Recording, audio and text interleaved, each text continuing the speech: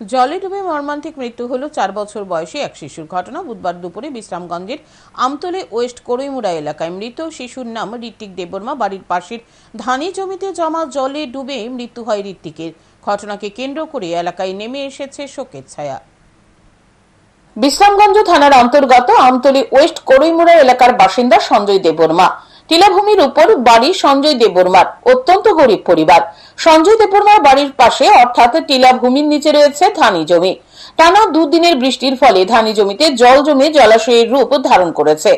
সঞ্জয় দেববর্মার ছেলে ঋত্বিক দেববর্মা বুধবার সকালে বাড়ির উঠানে খেলার সময় সকলের নজর এড়িয়ে অসাবধানতা বশত বাড়ির পাশে ধানি জমিতে জমে থাকা জলে পড়ে যায়। বেশ কিছু সময় বাড়ির লোকজন ঋত্বিক দেববর্মাকে দেখতে না পেয়ে খোঁজাখুঁজি শুরু করে। বেশ কিছু সময় বাদে পরিবারের লোকজন দেখতে পায় বাড়ির পাশের ধানি জমিতে জমে থাকা জলে ঋত্বিক ভাসছে। সাথে সাথে বাড়ির লোকজন ধানি জমির জল থেকে ঋত্বিককে উদ্ধার করে বাড়িতে নিয়ে আসে। খবর দেওয়া হয় আমতলী করইমুড়া উপস্বাস্থ্য কেন্দ্রের community health officer Sangeeta ভৌমিককে।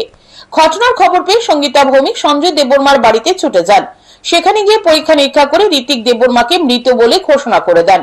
Community health officer Sangita Bhowmik জানান, তিনি ঘটনাস্থলে আসার আগেই ঋত্বিকের মৃত্যু হয়েছে। জলে ডুবে যাওয়ার ফলে তার মৃত্যু হয়েছে।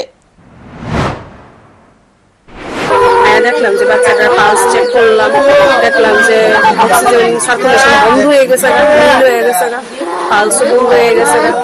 সবকিছু চেক করার পর এর আগেই বাচ্চাটা হয়ে গেছে। আমি আসলে অনেকক্ষণ আগে ভাবছিলাম মৃত। তো এখন তো যা দেখতেছি বাচ্চাটা জলে ডুবা শ্বাসরোধ হয়ে মারা গেছে। কমিউনিটি হেলথ অফিসার ঋত্বিক দেববর্মাকে মৃত ঘোষণা করার পর কান্নায় ভেঙে পড়ে পরিবারের লোকজন। ঘটনাকে কেন্দ্র করে গোটা এলাকায় নেমে এসেছে শোকের ছায়া। Bureau report, news today.